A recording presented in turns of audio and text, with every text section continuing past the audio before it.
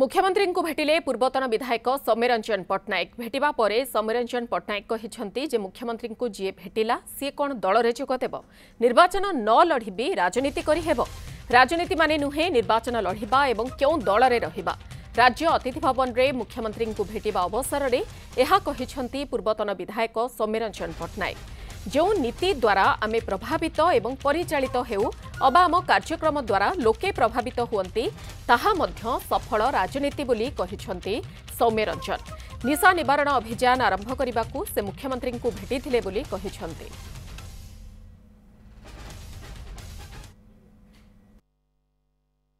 सब कथार राजनीति पराओ ना आज रक्षाबंधन राखी पूर्णिमा गोटे कार्यक्रम कराला आम देखिलु जड़े उपमुख्यमंत्री महिला अच्छा मुख्यमंत्री